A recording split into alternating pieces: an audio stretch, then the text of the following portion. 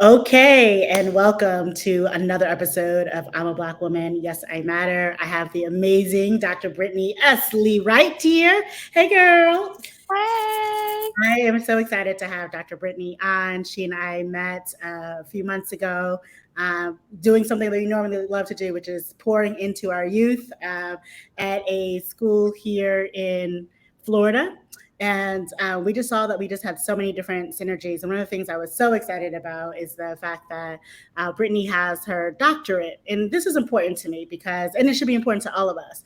There is a lack of representation in the doctorate world, especially as it pertains to Black folk and as it pertains to Black women. And we know that we need to elevate our voices and elevate our experiences so that when people are making decisions based off of data and research and survey, that our voices are actually heard, that we have people there at the table advocating for us who are like, no, these are the experiences that we know and that we can validate as the researcher, as the person putting the research together. So Dr. Brittany, again, thank you so much for being here.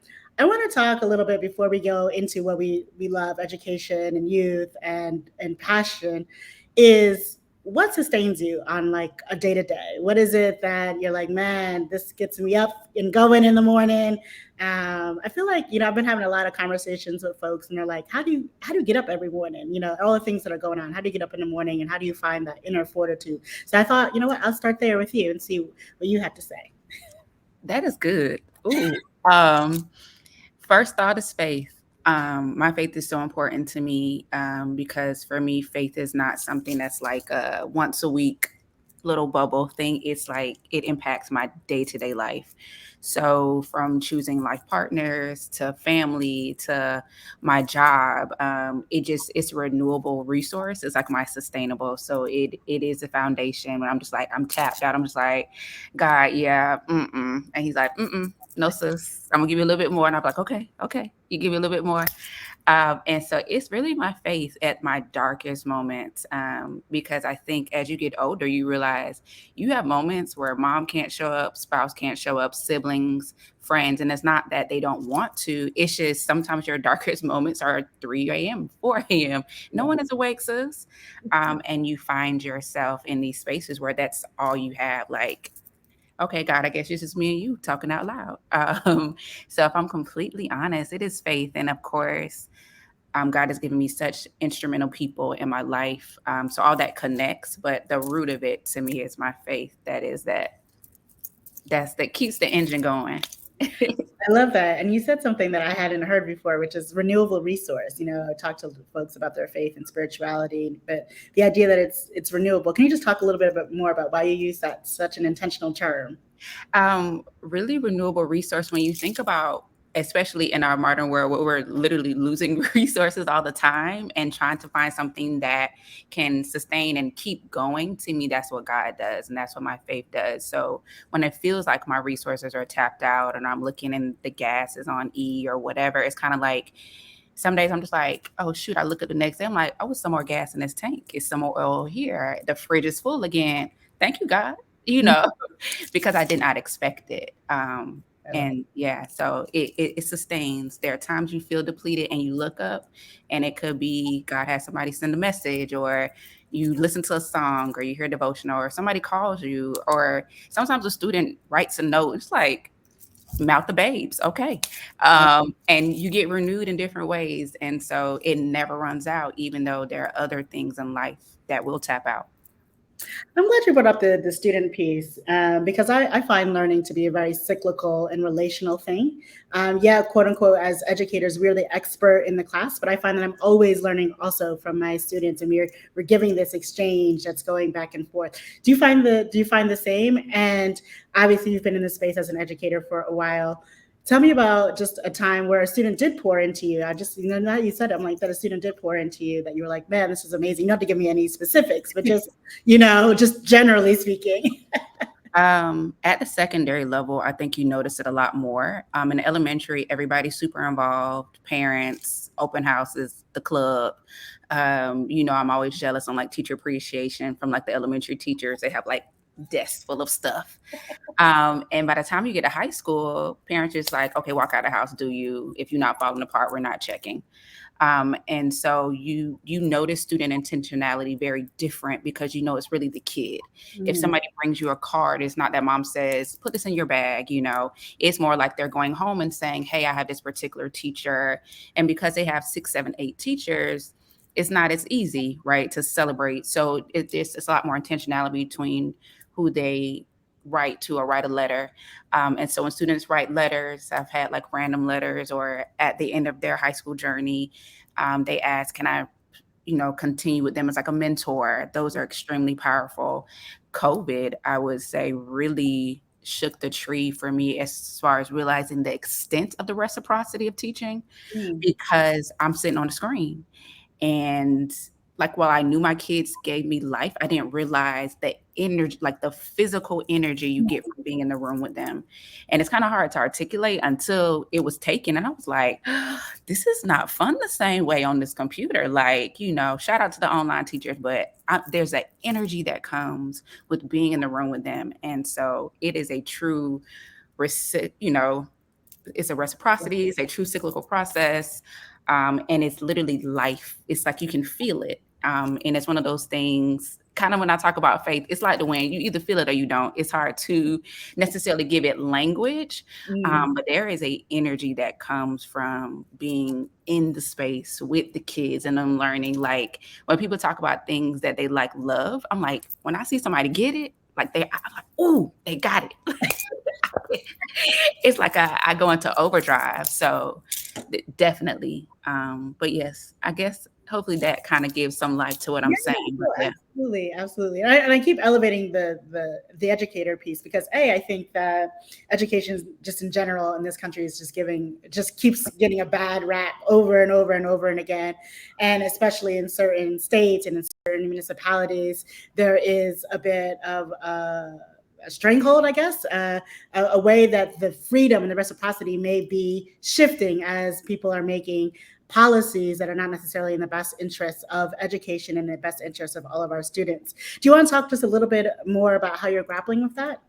It's been difficult. I will say, just because of the type of students I teach now, I have more of like advanced AP, Cambridge type courses. A lot of my kids follow me, so I already have a rapport with them. So this year in Florida, I feel like the last 4 months of school, we had a new policy every week. Oh, And I'm wow. not even trying to be like facetious or like super dramatic. It literally was kind of like that, where to the point I'm trying to master this one and learn. And because I'm also like a literacy leader in my building, oftentimes people are asking me, like, can I teach this book? Can I do whatever? So I'm a lot more intentional just because of my role. Because I'm in the class, I'm also like a literacy coach, and people are often going to me. I'm the one getting the email saying, this is a new update from the district. I'm like, and then people are like, I was going to teach this book. Is this okay? And we're working on the parent letters together and make sure it gets signed off. Things that just didn't matter before, because the policy was always, if a student has an issue or a parent, you always had to have a secondary book for that student, but it did not shift your classroom curriculum ever. Mm, So you're looking at the policies that now say, hey, you can't teach this, and the way they're getting around it is they're saying it's not banned, it's under review. But while it's under review, don't teach it. wow. Okay. So they're like, we're not banning books in Florida. We're just reviewing them. But we're asking you to sustain while it's in queue. I said, okay, cut it out. Yeah. So that is difficult, saying like, okay, well, if it's on a recommended list because we have like the adopted textbook, and technically the governor and the school board and parents have signed off on anything adopted because it's public, right? Public education. But within that, they have recommended textbooks. So now we're like scourging through these books like, okay, this is suggested. So if it's suggested, we can read it. Like, we're literally like playing this, I feel like, this finesse game. And it's scary because you now know that one student has the power to shake up everything. And it might not even be the kid complains. It might be they go home and talk about the conversation we had in class. And then the parent's like, what? You're talking about that? You shouldn't talk about that in class. And for me, it's why I do what I love. So when I think about the minoritized community I'm a part of, I'm a Black woman. And I think about just the history of education and how many people did not want somebody that looked like me to learn, like straight Yeah. talk, straight understanding, as I like to say, you know, how long did it take Black people to be allowed to read, write, do whatever? And even you think about women, like when you think about how long it took for white women to be able to do anything. I went to the University of Florida for undergrad. I mean, they started in 1853. Only white men can go there, right? So when you just look at the longevity of what that means, and then now me bringing this story, and then somebody saying, well, don't talk about that because people feel victims and they feel like they're being suppressed and oppressed in the class. I'm like, what? Because they're learning history that exists, but Right. you're really only upset about a particular history and a particular story, because there are other stories that you make sure that I teach, and it's very intentional. A lot of the groups that they want to exclude, even looking at AP and what they did with that, and things that we were excited to possibly bring to school, and now saying like, we're not doing that AP, Black history class, because right now Florida is like, no. So it's interesting, just K through 12 and at the collegiate level, Yeah. and looking at friends that I have whose emails have been said, your email goes against the new policy, da da da da da da da, and realizing, well, I always advocated for my students to stay in state just for cost effectiveness. Now saying like, kind of want to tell my kids, get out of Florida, because Yeah. it's important that you're able to free think. And when you think about what happens to the education system when your best and brightest minds are suppressed, I don't know what this looks like in 5 years. I really don't. And it's super scary. Yeah, no, that's a good point. I mean, the suppression of the free thinking, and I keep thinking about that. And then the idea that some narratives are allowed to be, and some narratives have to be suppressed.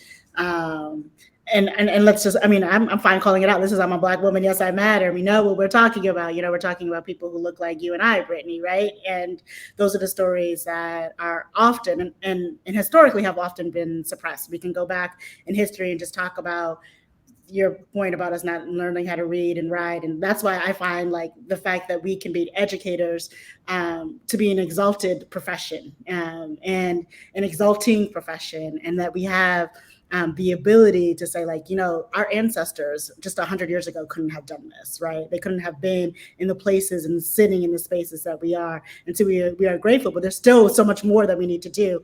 And to know that we've had so much progress, and now we're taking 2 or 3 or 4 or 5 giant steps back.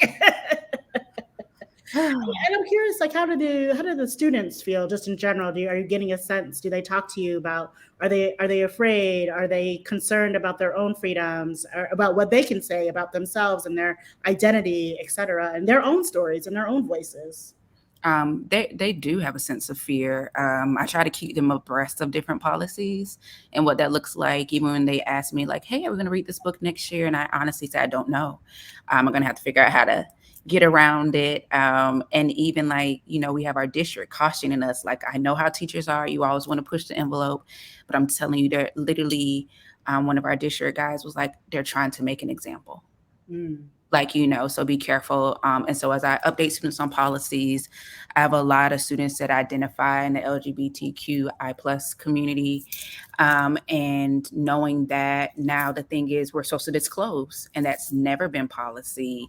And them understanding that, like, if you have a preferred name in the system, we're supposed to have to share with your parents, and what that looks like, and that being attached to like, certifications and jobs and things, and not supposed to be like a part of it. And so they're understanding, and they're having their own fear, like as students that are out to parents, but I have some that they could never, Right. And what that means and those freedoms. And I have students like, my teachers always said, you read all the banned books. And I said, exactly, because they're not little kids. My students are 10th through 12th grade. So they're like, I can't do it. I want to do it right now. They're intrigued by that. So they're very much so aware. I try to emphasize that, make it a lesson like this is why voting, those things are important. But they're very intrigued and into this idea of you telling them they cannot do something. Or being said, what's wrong with this? So I don't understand why. Or so they're very intrigued. Like, if you want to get them going, let me tell them about something they can't do.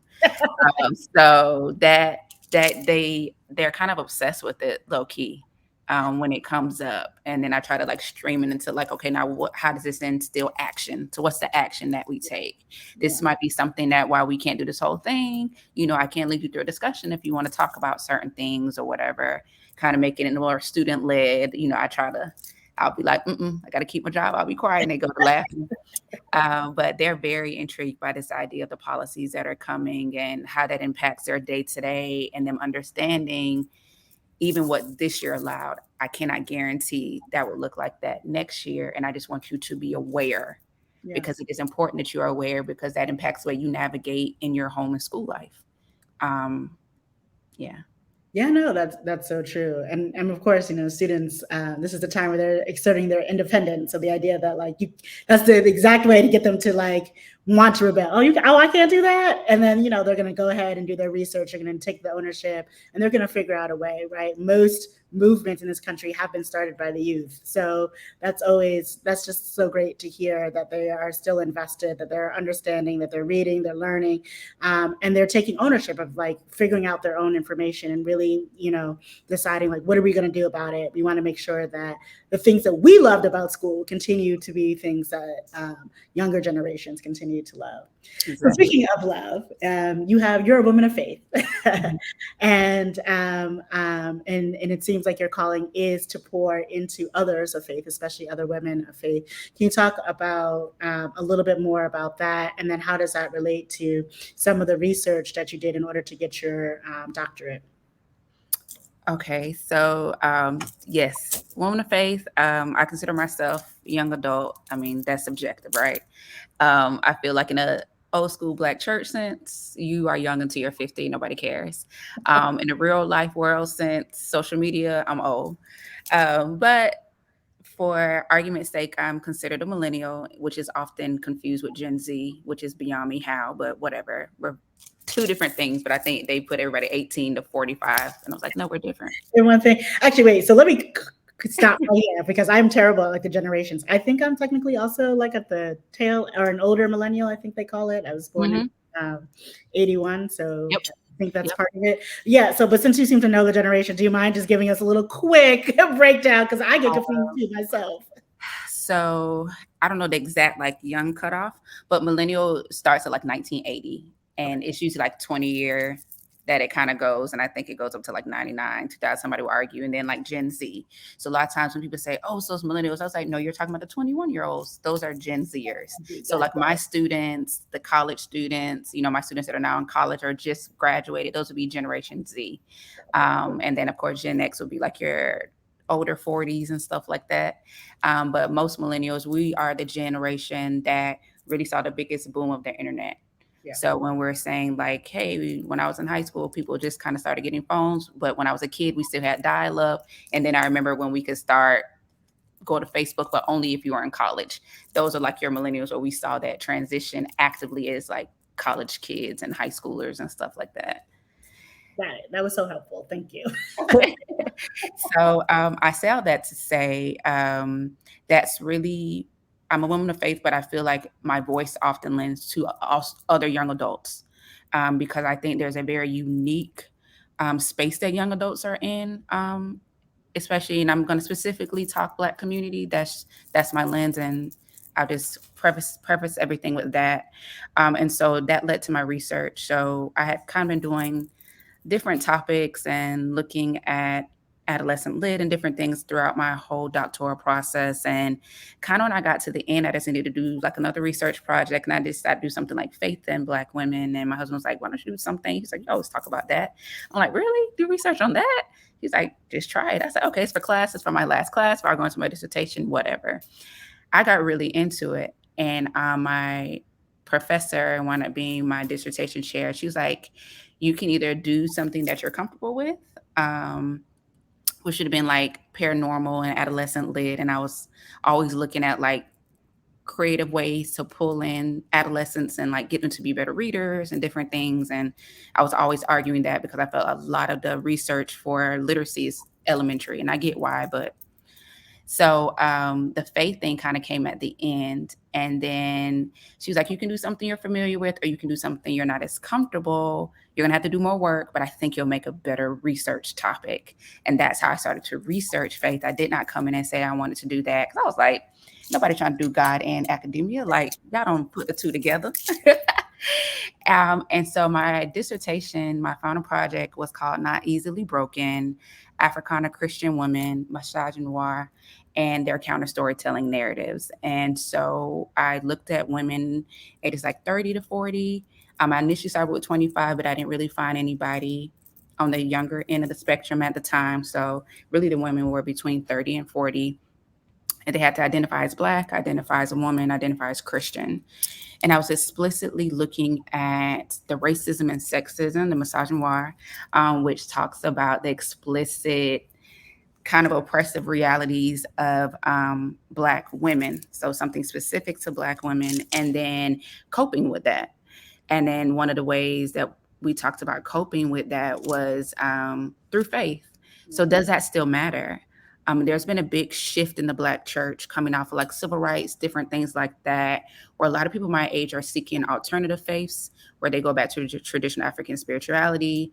The Black Islamic movement, the Nation of Islam was really big. We see like Hebrew Israelites that have increased. And so Black atheists are a lot more vocal now, where maybe 30 years ago that wouldn't be the case. And not that these things didn't exist, but they were further on the margins and not as discussed.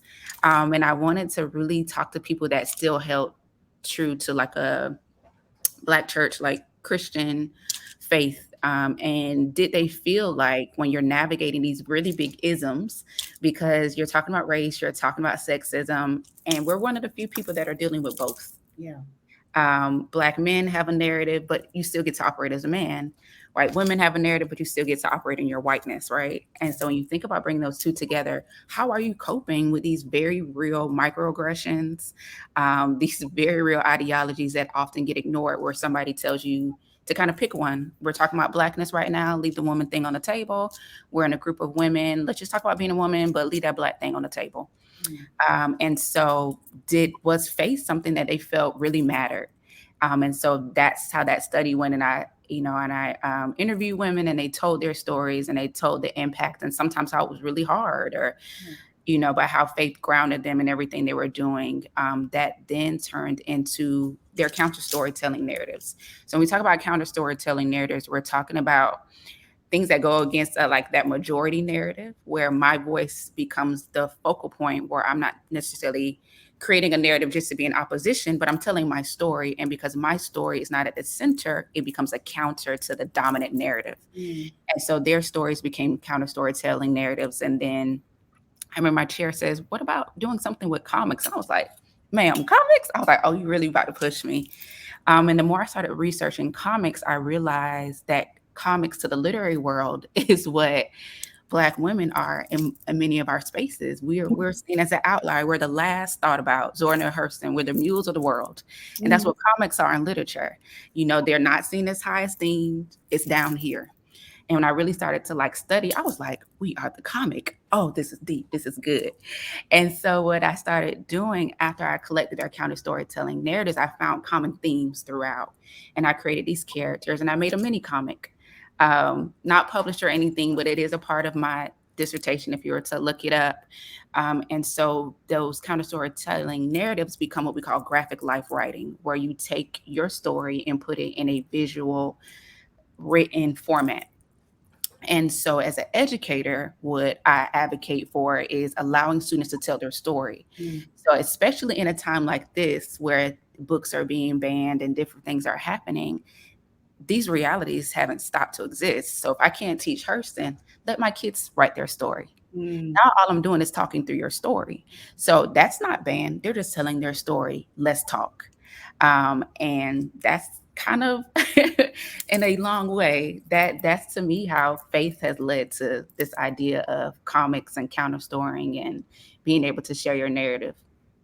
You've said a whole lot, and I want to like break down a few things. And there are like three maybe three things or themes that the women, when they were telling their stories, were sort of grappling with, and then how they used their faith. If there were like three action steps or three things that you could tell the audience if they were finding themselves also, and I'm sure they are, because I mean, most of us who are going to be watching are either Black and or women.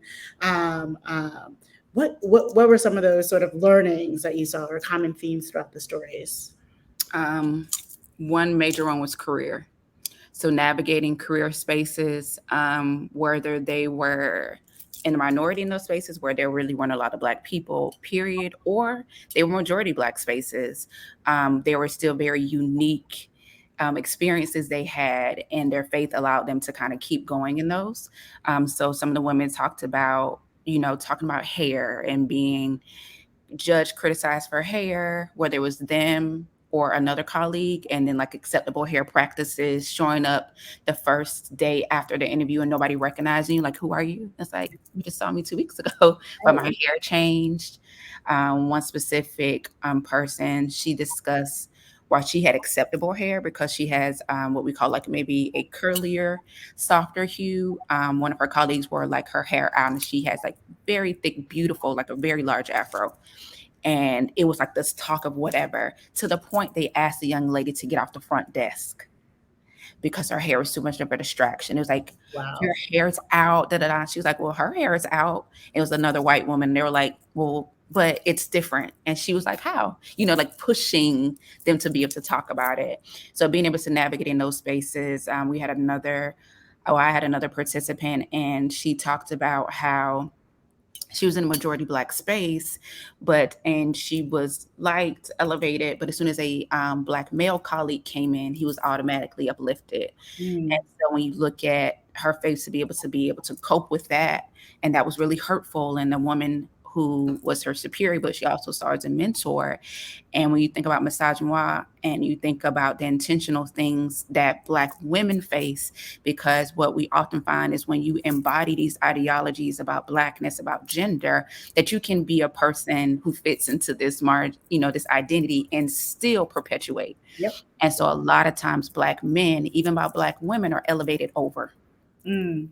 And the faith to deal with that. So it became important when we were talking about career to notice that while there were some things that were intentionally that were racial, there's a lot of things that are very gendered, no matter the career space you were in. And I could go on and on with stories. One woman being told she was too aggressive when in an email she sent, and a white woman colleague went and she didn't know she had a rapport with somebody. She was like in full tears, and she was like, "Oh, it's aggressive." I was inquiring, and why can't I ask? Why are my questions deemed aggressive? So career was huge. The other one that faith was big was family. The women who were married had a particular narrative about like how they were operating as wives, and how like maybe their in-laws thought they should operate as wives, what was allowed and excused for men versus women, like gender role wise, where women were expected to be able to know how to cook, clean, do certain things, where their husbands were able to be helped and supported if they needed help with some of the more masculine duties with the car or outside. Like, I'll come and help you with the car, but like nobody's coming to help me clean his kitchen. There are assumptive mommy roles Mm. so within families, the women that were mothers and how they saw themselves as women, and like faith and how that encouraged them to talk to their own children, whether it was reconstructing gender norms to teach their sons or daughters. So faith was really big, and just social justice, period. So Mm. social justice and faith were important because a lot of the women said their faith made them feel like they could not be silent in certain ways. Mm. So what I found to be very interesting, none of them saw Christ or their faith as a passive kind of backseat thing. It was like, because I have faith, I have to speak up. Wow. Now, my ability, the way I speak up, me having maybe a different level of patience than other people, but my faith does not allow me to be silent, which I found to be really interesting, because when you bring up Christianity, a lot of people think it's a very like passive, silent, like I'm getting beat down. And they were all like, let me tell you what's not going to happen. And so while that might happen in a way that you think I should have done it before, I should have popped off differently, um, silence was never the option. And I thought that was very interesting. So I would say my three main things would be faith and social justice, or assisting others and having a voice, faith in family, and in faith in career were probably the three things, even without prompting, all of the women brought up. And those were commonalities for them.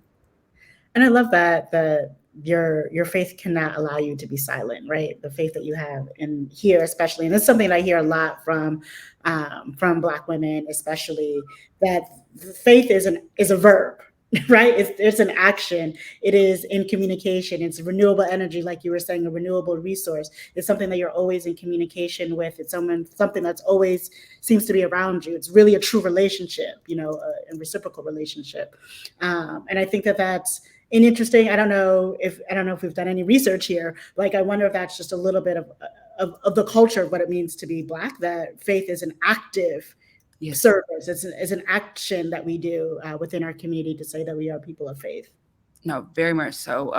Part of my dissertation, I specifically break down the Black church. I use Frederick Ware, and he talks of like this history and faith that brought us over even from Africa. And this idea of faith is not this new thing that we developed in the Americas, even though it's often presented that way. And as my eyes flicker, it's probably the most annoying thing to me to think that faith is something that was given to us by white supremacy. I was like, really? It's no way. Because faith was such an integral part of African culture, period. You might argue who faith was in or what God was, but you see this idea of faith being a huge part of African culture, no matter what. And so those things being brought over even from the Middle Passage. So definitely there is definitely study that talks about what faith looks like. And that's why I specifically brought up Black church, because it just talks about the history of that. And even though, we've branched out and spread out and done some different things, the reality is that was required because we were not allowed to worship the same way. And if we were worshiping with our white peers, we were often segregated, go to the balcony. Those type of things. And the history of the AME church, it starts because it's like they go down to pray one day and they're being like snatched out the church, and they're like, we starting our own. So this idea of faith being active, it had to be. When you think about the Bible that the slaves were given, it was shredded. Like all the stuff that was going to cause us to act up was taken out, right? And so it had to be action because you had to learn to do it yourself. You had to learn how to read it yourself because the narrative being presented was not authentic.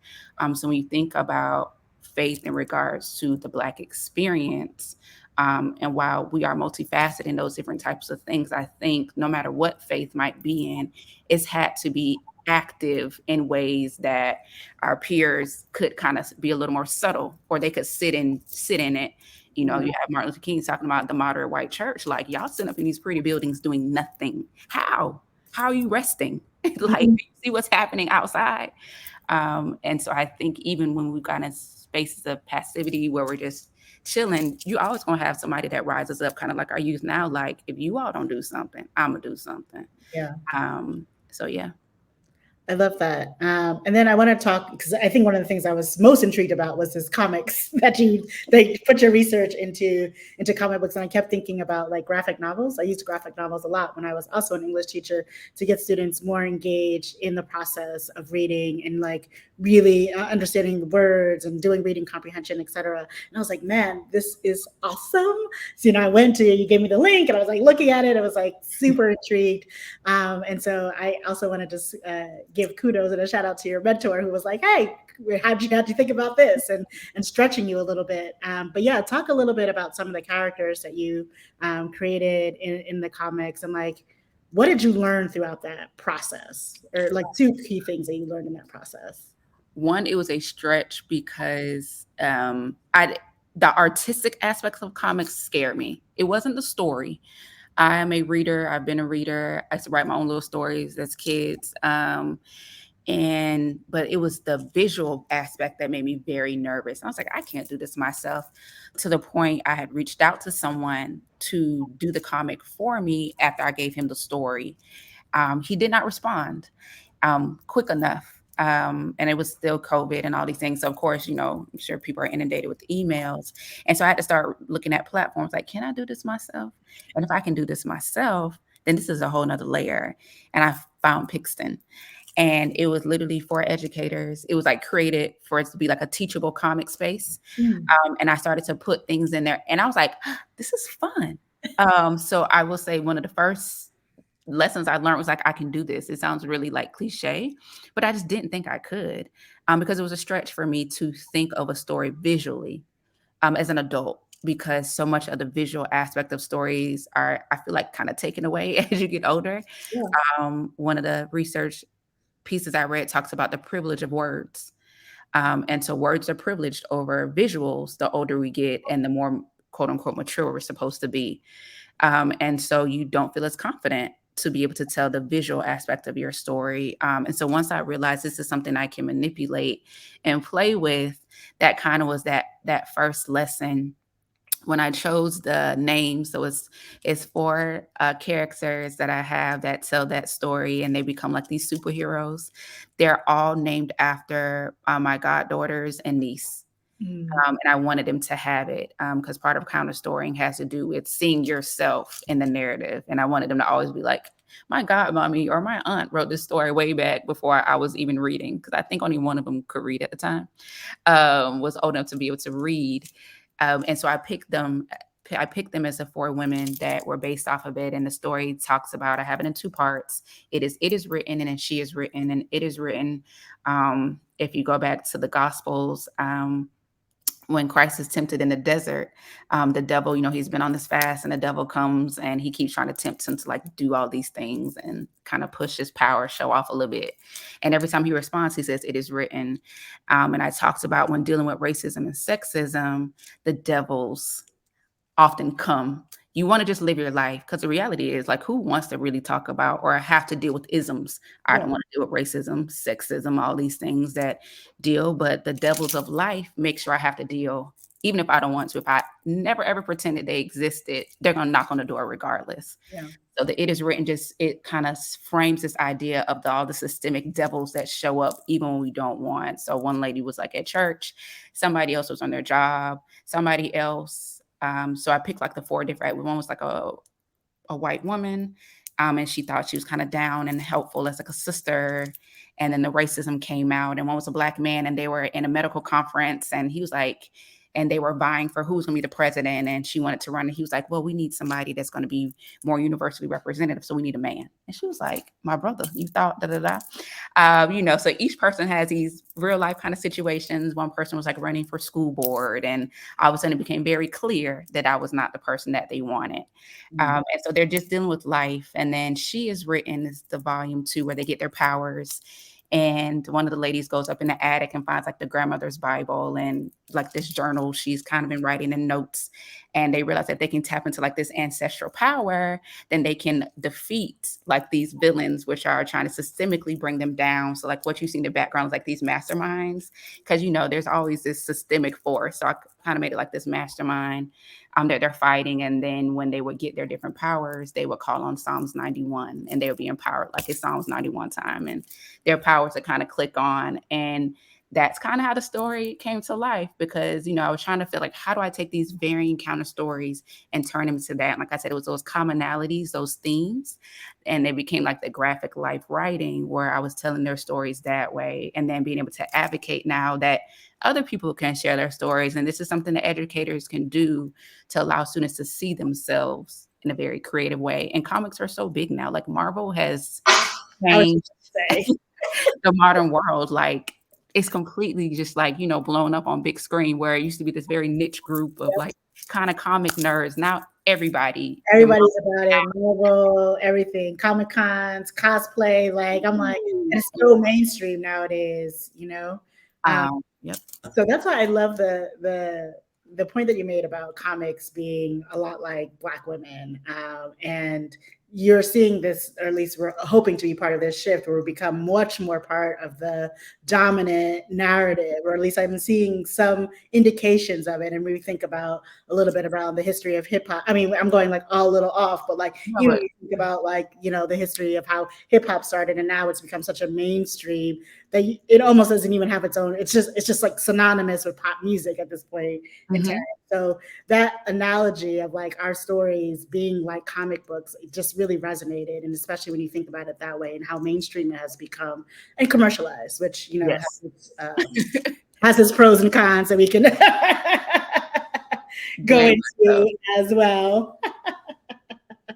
This has been fascinating. I love the research that you've done, and we will link these in the show notes so that people can go ahead and peruse through your research. But what's next? What's the next step after you've done this? You've created these comics. Are we going to see more in the series? Or do you have another research project coming up? Or you're still trying to figure out what it is? I like I was saying earlier, I was like, I feel like I'm in this crosswords where I am figuring everything out. But I will say, next I have started doing like curriculum consulting where I'm working with people collaborating, writing, language editing, kind of whatever you need. So I have this curriculum creation small business that I've started. With the comics, however, Congratulations. thank you. With the comics, so I would love to kind of get it published and turn into things, or even be able to do workshops and teach people how to tell their story, and to be able to create and talk to educators about, this doesn't need to be your whole curriculum. I get the over testing world that we live in, but I've started squeezing in at least 2 weeks to allow 2 to 3 weeks to allow students to be able to write their own story through comic and then share it. And at first they're like, can't do it. What is this? No, lady. Then it winds up being really good. And I learned so much about them, going back to the reciprocal aspect of teaching, where I'm like, oh, this is why I never knew this was a part of your narrative, and it completely shifts who I am as an educator as well. So being able to share this, so whether through workshops or publishing those small comic novels, is something that I really want to do. So fingers, prayers, that is what's next, from the comic side. And then, of course, you can find me on the small business side if you ever need curriculum support in any way. But I don't want to limit myself. Hopefully, I'm talking somewhere about this soon. So wherever it goes, it goes. And I'm super excited about the journey. I love that. So where can people find you? So you can find me on Instagram, so doc_BLW. I also have a website, Dr. B. Lee-Wright at weebly.com. So I'm there, and you can see my research links and all that is there. My sister and I have our own podcast, Books and Bubbles, and we do Black and brown authors, and we do like Black wines and different things, and we call it our resistance through books and wine, like that soft life now that is so common that everybody's talking about, but understanding that resistance shows up in so many facets, allowing that counter story to be a part where it's like our narrative is at the center, not just that one book we pick for the month. And so, yes. Great. Awesome. Thank you so much, Dr. Brittany. This has been an enlightening, fascinating conversation. I really appreciated you taking the time today. I've learned a lot. I know that our audience has definitely learned a lot. And please look at show notes to figure out all the different ways that you can get in contact with Dr. Brittany. Thank you guys so much. Take care. Thank you so much. Peace.